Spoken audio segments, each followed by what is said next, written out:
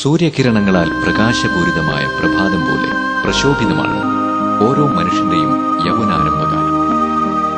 പകൽക്കിനാവുകളും പൂർത്തിയാവാത്ത സ്വപ്നങ്ങളും പറഞ്ഞു തീരാത്ത കഥകളും നിറഞ്ഞ കൗതുകവുമായി ജീവിതത്തെ ഉറ്റുനോക്കുന്ന കൗമാരത്തിന്റെ അവസാന നാളുകൾ.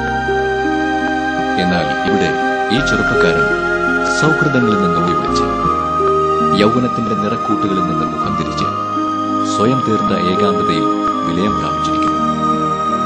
എന്തുപറ്റി ഇയാൾക്ക്? എങ്ങനെയാണ് സംഭവിച്ചത്? ആരോട് ഞാൻ ഇത് പറയും? അല്ല, പറഞ്ഞിട്ടെന്ത് കാര്യം? ഇനി എന്റെ കൂട്ടുകാർ അവരുടെ കൂടെ എന്നെ കൂട്ടുവോ? ആ നല്ല നാളുകൾ, ആ രസകരമായ വേളകൾ എനിക്ക് എന്നേക്കും നഷ്ടപ്പെടുവോ?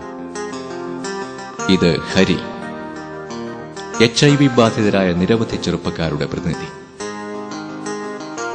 എയ്ഡ്സിനെ കുറിച്ചുള്ള സാമാന്യ ജ്ഞാനത്തിന്റെ അഭാവത്താൽ ഒഴിവാക്കാമായിരുന്ന ഒരു ദുരവസ്ഥയിൽ അകപ്പെട്ട ഒരു ഹതഭാഗ്യം. യൗവനത്തിന്റെ ചോരത്തിളപ്പിൽ ഹർഷോന്മാദായി മതിമയങ്ങുമ്പോൾ ആ വഴികളിൽ പതിയിരിക്കുന്ന നിരവധി ചതിക്കുഴികളെക്കുറിച്ച് പലരും അജ്ഞരായിരിക്കും. അറിഞ്ഞോ അറിയാതെയോ ജീവിതത്തിന്റെ ഇടവഴികളിൽ എപ്പോഴോ സ്വന്തം ശരീരത്തിൽ രോഗപ്രതിരോധ വ്യവസ്ഥയെ ആകെ തകരാറിലാക്കുന്ന HIV എന്ന വില്ലൻ കടന്നു കഴിഞ്ഞു എന്നറിയുമ്പോഴേക്കും തകർന്ന ആത്മവിശ്വാസവും വിങ്ങുന്ന മനസ്സുമായി ഭാവിക്ക് നേരെ പകച്ചു നോക്കി നിൽക്കാനേ പലർക്കും കഴിയുന്നുള്ളൂ.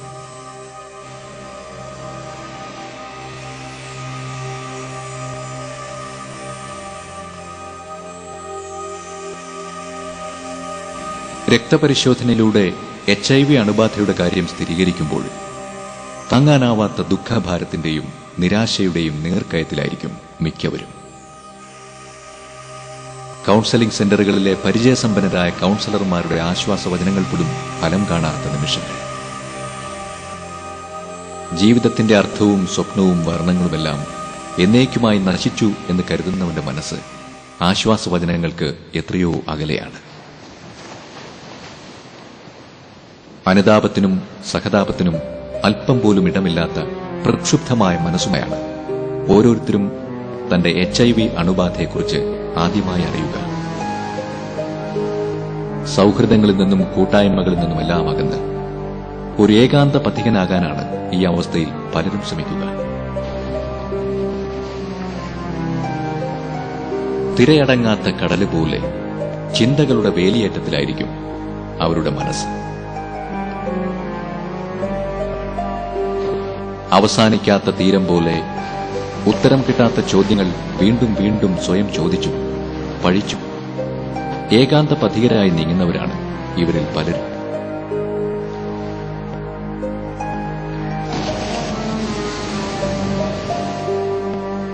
കാറ്റത്താടുന്ന കടൽവഞ്ചി പോലെ ജീവിതത്തിന്റെ താളവും ലയവും നഷ്ടപ്പെട്ട അവസ്ഥയിലാണ് ഓരോ HIV ബാധിതരും.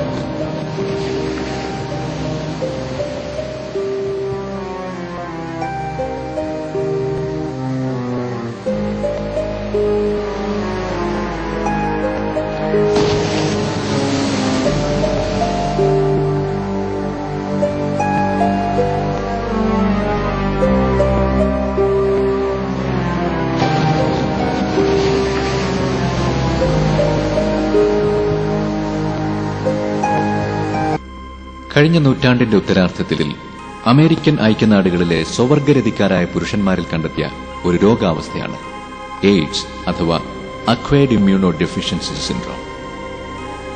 HIV അഥവാ ഹ്യൂമൻ ഇമ്മ്യൂണോ ഡെഫിഷ്യൻസി വൈറസ് എന്ന സൂക്ഷ്മാണുവാണ് ഈ രോഗത്തിന് കാരണം. 1981 അമേരിക്കയിലെ ലോസ് ഏഞ്ചലസിലാണ് ഈ വൈറസ് ബാധിതനെ ആദ്യം കണ്ടെത്തിയത്.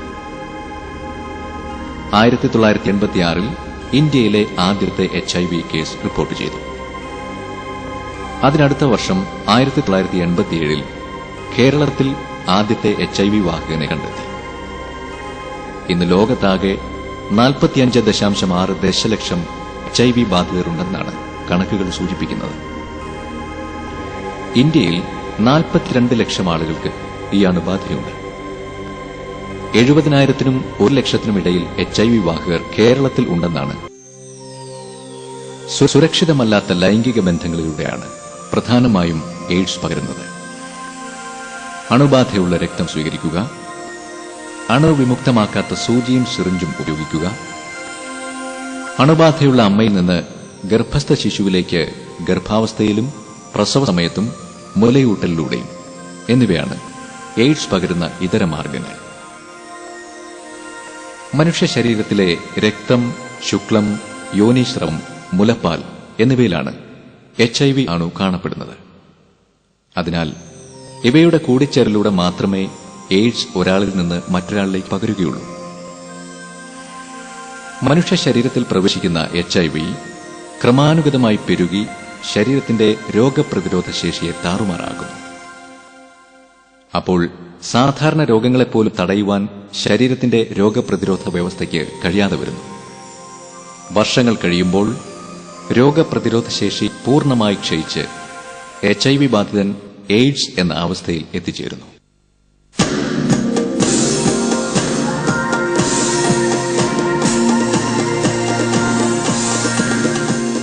സുരക്ഷിതമല്ലാത്ത വിവാഹേതര ബന്ധങ്ങളിലൂടെയാണ് പ്രധാനമായും എയ്ഡ്സിന് കാരണമായ HIV അണുബാധ ഉണ്ടാകുന്നത്. വിവാഹേതര ലൈംഗിക ബന്ധങ്ങൾ ഒഴിവാക്കുക.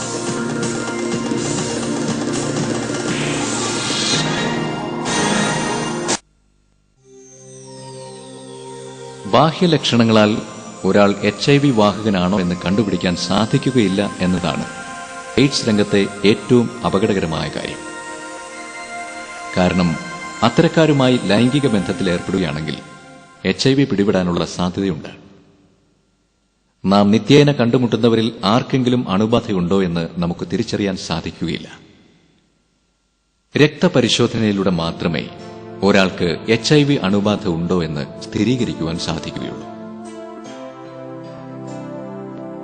എലൈസ അഥവാ എൻസൈം ലിങ്ക്ഡ് ഇമ്മ്യൂണോസോർബന്റ് അസേ എന്നതാണ് സാധാരണയായി ചെയ്യുന്ന രക്തപരിശോധന. കേരളത്തിൽ ജില്ലാ ആസ്ഥാനങ്ങളിലുള്ള വോളണ്ടറി കൌൺസിലിംഗ് ആൻഡ് ടെസ്റ്റിംഗ് സെന്ററുകളിൽ ഇത്തരം സൌകര്യം സൌജന്യ നിരക്കിൽ നിലവിലുണ്ട്. പരിശോധനയ്ക്കായി ഏകദേശം 3 മുതൽ 5 മില്ലിലിറ്റർ രക്തമാണ് ശേഖരിക്കുന്നത്. രക്തസാമ്പിളിൽ നിന്ന് ശേഖരിക്കുന്ന സീറം ആണ് ടെസ്റ്റ് ചെയ്യാൻ ഉപയോഗിക്കുന്നത്. സാധാരണ 3 രീതികളിലാണ് രക്തം പരിശോധിക്കുന്നത്. റാപ്പിഡ് എലൈസ ടെസ്റ്റ് ആണ് ആദ്യം ചെയ്യുന്നത്. അതിവേഗത്തിൽ പരിശോധനാ ഫലം അറിയാൻ പറ്റുന്ന ഈ ടെസ്റ്റിന് റാപ്പിഡ് കോം ഡോട്ട് തുടങ്ങിയ ടെസ്റ്റ് കിറ്റുകളാണ് ഉപയോഗിക്കുന്നത്. ഇത്തരം ഏതെങ്കിലും ഒരു ടെസ്റ്റ് ആദ്യം ചെയ്യുന്നു. ഫലം നെഗറ്റീവ് ആണെങ്കിൽ ഉടൻ തന്നെ കൌൺസിലർ വഴി ടെസ്റ്റിന് വിധേയനായ ആളിന് കൈമാറും. എന്നാൽ ആദ്യത്തെ ടെസ്റ്റ് പോസിറ്റീവ് ആണെങ്കിൽ ഉടൻ തന്നെ മറ്റ് 2 തരം റാപ്പിഡ് എലൈസ ടെസ്റ്റുകൾ ചെയ്യും. 3 ടെസ്റ്റുകളും പോസിറ്റീവ് ആണെങ്കിൽ ആ രക്തത്തിൽ HIV അണുബാധ ഉണ്ടെന്ന് അനുമാനിക്കാം. HIV പോസിറ്റീവായ എല്ലാ വ്യക്തികളെയും ഒരു ഫിസിഷ്യന് റെഫർ ചെയ്യുന്നു.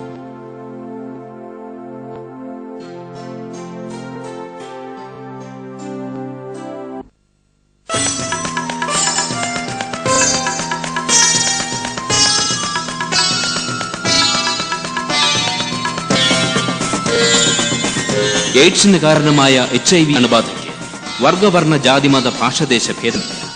ആർക്കും എപ്പോഴും എവിടെ വെച്ചും HIV പിടിപെടാം. അതിനാൽ മുൻകരുതലുകൾ എടുക്കാൻ മറക്കാതെ. രക്തസുരക്ഷയാണ് എയ്ഡ്സ് തടയുവാനുള്ള പ്രധാനപ്പെട്ട ഒരു മാർഗം. രക്തസ്വീകരണം സുരക്ഷിതമാക്കുക എന്നത് എയ്ഡ്സ് നിയന്ത്രണ പരിപാടികളുടെ കാതലായ ഒരു മേഖലയാണ്. മനുഷ്യരക്തം അമൂല്യമാണ്. അതിന് പകരമായി ഒന്നുമില്ല. ഒരു രോഗിക്ക് രക്തം ആവശ്യമായി വന്നാൽ മറ്റൊരാളിന്റെ രക്തം സ്വീകരിക്കുകയേ നിർവാഹമുള്ളൂ. മുൻകാലത്ത് പണം വാങ്ങി രക്തം വിൽക്കുന്ന പ്രൊഫഷണൽ ഡോണേഴ്സ് എന്ന ഒരു വിഭാഗം ആളുകളുണ്ടായിരുന്നു. അത്തരക്കാരുടെ രക്തം എത്രമാത്രം സുരക്ഷിതമാണെന്നത് സംശയകരമായിരുന്നു. അതിനാൽ ഇപ്പോൾ ഇത്തരം ഏർപ്പാട് നിരോധിച്ചിട്ടുണ്ട്. പ്രായപൂർത്തിയായ ആരോഗ്യമുള്ള ഏതൊരാളും സ്വമേധയാ രക്തദാനം ചെയ്യുന്നതാണ് അത്യാസന്ന നിലയിലുള്ള ഒരു രോഗിക്ക് രക്തം ലഭിക്കാനുള്ള ഏറ്റവും നല്ല മാർഗം. 18-നും 55-നും ഇടയിൽ പ്രായമുള്ള ഏതൊരാൾക്കും 3 മാസത്തിൽ ഒരിക്കൽ രക്തം. മനുഷ്യരക്തം അമൂല്യമാണ്. രക്തത്തിന് പകരമായി മറ്റൊന്നുമില്ല. അത്യാവശ്യ സന്ദർഭങ്ങളിൽ രക്തത്തിനായി പരക്കം പായുന്ന കാഴ്ച ഇന്ന് സാധാരണമാണ്. അത്യാഹിതങ്ങൾക്കായി കാത്തിരിക്കാൻ, രക്തദാനത്തിനായി സദാ സന്നദ്ധരാണ്. സ്വമേധയാ രക്തം ദാനം ചെയ്യും, ജീവൻ രക്ഷിക്കും. ഓർമ്മിക്കുക, രക്തദാനം ജീവദായകം.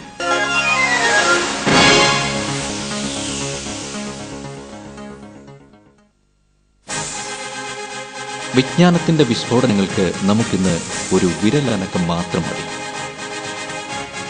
മനുഷ്യ അവയവങ്ങൾക്ക് പകരം വയ്ക്കാൻ നമുക്കിന്ന് കൃത്രിമ അവയവങ്ങൾ സുലഭമാണ്. ശരീരാന്തർഭാഗത്തെ അതിസൂക്ഷ്മ ഘടകങ്ങൾ പോലും സുപരിചിതം. എന്നിട്ടും 20-ലേറെ വർഷമായി HIV എന്ന ഈ സൂക്ഷ്മാണു വൈദ്യശാസ്ത്രത്തിന് ഒരു പിടികിട്ടാപ്പുള്ളിയായി വിലസുകയാണ്. എയ്ഡ്സിന്റെ ലക്ഷണങ്ങൾ കണ്ടു തുടങ്ങിയ രോഗികൾക്ക് ചികിത്സ വേണമെന്നുള്ള കാര്യം സംശയമില്ല. ഈ ചികിത്സയുടെ കാര്യത്തിൽ നമ്മൾ വളരെയധികം മുന്നോട്ട് പോയിട്ടുണ്ട്. ഇപ്പോൾ ഏറ്റവും നല്ലതായിട്ട് നമ്മൾ ചികിത്സ വേണമെങ്കിൽ ഹാർട്ട് ട്രീറ്റ്മെന്റ് എന്ന് ശാസ്ത്രീയ ഭാഷയിൽ പറയും. ഹൈലി ആക്റ്റീവ് റിട്രോവൈറൽ ട്രീറ്റ്മെന്റ് എന്നാണ് ഇതിന്റെ ഫുൾ ഫോം. ഇതിന്റെ അർത്ഥം പല രീതിയിലുള്ള മരുന്നുകൾ നമുക്ക് ഇപ്പോൾ ഉണ്ട്. 1, 2, 3 മരുന്നുകൾ ഒരുമിച്ച് രോഗികൾക്ക് കൊടുക്കുകയും അതിന്റെ ഉദ്ദേശം ഈ മരുന്നുകൾ എയ്ഡ്സ് ഉണ്ടാക്കുന്ന രോഗാണുവിന്റെ അളവ് നമ്മുടെ ദേഹത്ത് അല്ലെങ്കിൽ രോഗികളുടെ ദേഹത്ത് കുറയ്ക്കുകയും ചെയ്യുന്നു. ഇത് എത്രമാത്രം കുറയ്ക്കുന്നു എന്നുള്ളതിനെ ആശ്രയിച്ചായിരിക്കും ചികിത്സയുടെ ഫലപ്രദമായിട്ടുള്ള രീതി. ഈ മരുന്നുകൾ ഏറ്റവും അധികം രോഗാണുക്കളെ കുറച്ചാൽ രോഗി ഓൾമോസ്റ്റ് രോഗവിമുക്തനാകുന്നു. പക്ഷേ ഈ ഒരു പോയിന്റ് നമ്മൾ എത്തിയിട്ടില്ല. രോഗിയുടെ ദേഹത്തിലുള്ള രോഗാണുക്കൾ ഏറ്റവും അധികം കുറയ്ക്കുവാൻ നമുക്ക് ഇപ്പോൾ സാധിക്കും. ഒരു ആൾക്ക് HIV ടെസ്റ്റ് ചെയ്ത് അത് പോസിറ്റീവ് ആണെന്ന് കണ്ടുപിടിക്കുന്നിരിക്കട്ടെ. അങ്ങനെയുള്ള ഒരു ആൾ യാതൊരു കാരണവശാലും ഒരു ഡിപ്രഷൻ, അതായത് ഒരു ഭീതിയിലേക്ക് പോകേണ്ട ആവശ്യമില്ല. ഈ പോസിറ്റീവ് എന്ന് പറയുന്നത് നമ്മുടെ ദേഹത്ത് രോഗത്തിന്റെ അണുക്കൾ ഉണ്ട് എന്നുള്ളതാണ്. അത് എല്ലാ രോഗികൾക്കും ഒരു പരിധി വരെ അത് കുറച്ച് കഴിഞ്ഞിട്ടേ രോഗത്തിന്റെ ലക്ഷണങ്ങൾ കണ്ടുവരികയുള്ളൂ. ഇത് ഒരു 5 വർഷം, 10 വർഷം, ചിലർക്ക് 15 വർഷം. HIV പോസിറ്റീവ് ടെസ്റ്റ് കാണുമ്പോൾ തീർച്ചയായിട്ടും നമുക്ക് ലക്ഷണങ്ങൾ ചിലപ്പോൾ കാണാം, ചിലപ്പോൾ കാണുകയില്ല. ലക്ഷണങ്ങളില്ലാത്ത ഈ സ്റ്റേജ് പല ദൈർഘ്യം, അതായത് 5 വർഷമാകാം, 10 വർഷമാകാം, നീണ്ടുപോകാം. ആ സമയത്ത് രോഗിക്ക് യാതൊരു ലക്ഷണവും കാണുകയില്ല. അവർക്ക് സാധാരണ ജോലിക്ക് പോകാം, സാധാരണ പോലെ എല്ലാം ഇടപഴകാം, യാതൊരു പ്രശ്നവും ഇല്ലാത്ത ഒരു സ്റ്റേജാണ്. അഥവാ ആ രോഗി രോഗത്തിന്റെ ലക്ഷണങ്ങൾ കണ്ട് തുടങ്ങുന്നു എന്നിരിക്കട്ടെ, അപ്പോഴും നമുക്ക് ഫലപ്രദമായിട്ട് ചികിത്സിക്കുവാനുള്ള മരുന്നുകൾ ഇപ്പോൾ ധാരാളമുണ്ട്. ഒരു വിധത്തിൽ പറഞ്ഞാൽ നമ്മുടെ സാധാരണ അസുഖങ്ങൾ, ബ്ലഡ് പ്രഷർ അഥവാ ഡയബറ്റിസ്, ഈ രോഗങ്ങൾ ചികിത്സിക്കുന്ന പോലെ ഒരു ലാഘവത്തോടെ നമുക്ക് പിൻകാലത്ത് ഈ കാലങ്ങളിൽ നമുക്ക് കാണാം. എയ്ഡ്സ് ഒരിക്കലും ഒരു ഡിപ്രസ് മൂഡിലേക്ക് പോകാൻ പാടില്ല രോഗി. പല രോഗികളും, എൻ്റെ അറിവിലുള്ള ഞങ്ങൾ ചികിത്സിക്കുന്ന രോഗികൾ തിരിച്ച് ജോലിയിലേക്ക് പ്രവേശിക്കുന്നുണ്ട്. അവർക്ക് നോർമലായിട്ടുള്ള ഫാമിലി ലൈഫ് ലീഡ് ചെയ്യുന്നുണ്ട്. കുട്ടികളെ വളർത്തുവാൻ അവർ സഹായിക്കുന്നു. എല്ലാ വിധത്തിലും ഒരു സാധാരണ ആളുടെ കൂട്ട് അവർക്ക് ജീവിക്കുവാൻ സാധിക്കും. അതിനുള്ള ശാസ്ത്രീയ പുരോഗതികൾ ഇപ്പോൾ ഉണ്ടായിട്ടുണ്ട്. മരുന്നുകളുടെ കാര്യമാണെങ്കിലും എന്തിന്റെ കാര്യമാണെങ്കിലും.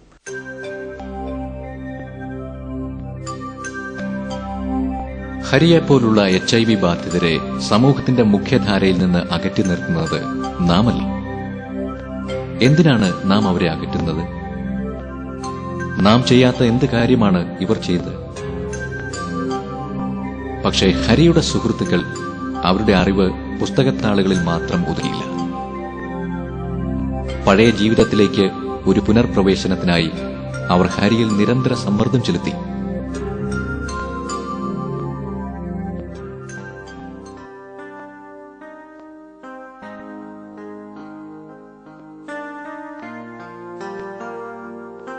എന്റെ കൂട്ടുകാർ എത്ര നല്ലവരാണ്.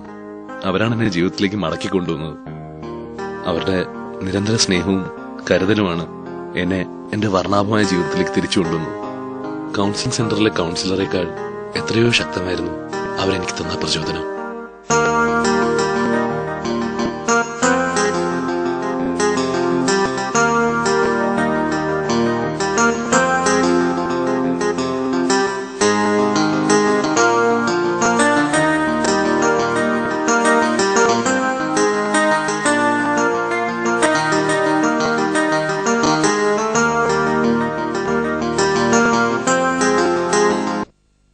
ഈ സുഹൃത്ത് നിങ്ങളെ അഭിമുഖീകരിക്കാത്തത് നിങ്ങൾ വെറുക്കുമോ എന്നുള്ള ഭയം കൊണ്ടാണ്.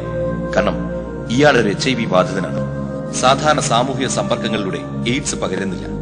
HIV ബാധിതരുടെ കൂടെ പഠിക്കുന്നതുകൊണ്ടോ പണിയെടുക്കുന്നതുകൊണ്ടോ കുളിക്കുന്നതുകൊണ്ടോ കളിക്കുന്നതുകൊണ്ടോ എയ്ഡ്സ് പകരുന്നില്ല. പിന്നെന്തിന് എയ്ഡ്സ് ബാധിതരെ നമ്മൾ വെറുക്കണം? എന്തിനവരെ ഒറ്റപ്പെടുത്തണം? എയ്ഡ്സ് രോഗത്തെയാണ് വെറുക്കേണ്ടതും അകറ്റേണ്ടതും, രോഗികളെയല്ല. കാരണം എയ്ഡ്സ് ബാധിതർക്ക് നമ്മുടെ സ്നേഹവും കരുതലും ആവശ്യമാണ്.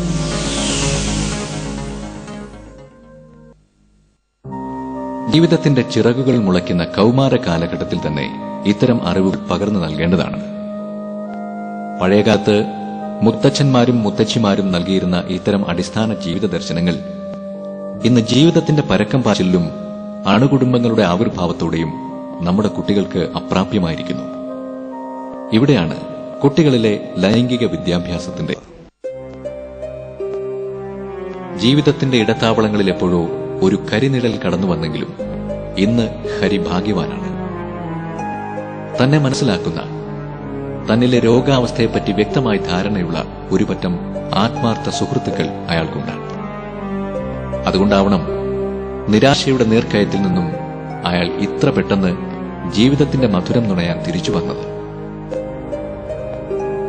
ചങ്ങാത്തങ്ങളിൽ നിന്നും അകന്നുമാറി മനസ്സു നിറയെ കുറ്റബോധത്തിന്റെ ഒറ്റപ്പെടലുമായി ഒതുങ്ങിയ ഹരിയെ ജീവിതത്തിന്റെ സുവർണ നിമിഷങ്ങളിലേക്ക് തിരിച്ചു കൊണ്ടുവന്നത് അയാളുടെ കൂട്ടുകാരാണ്.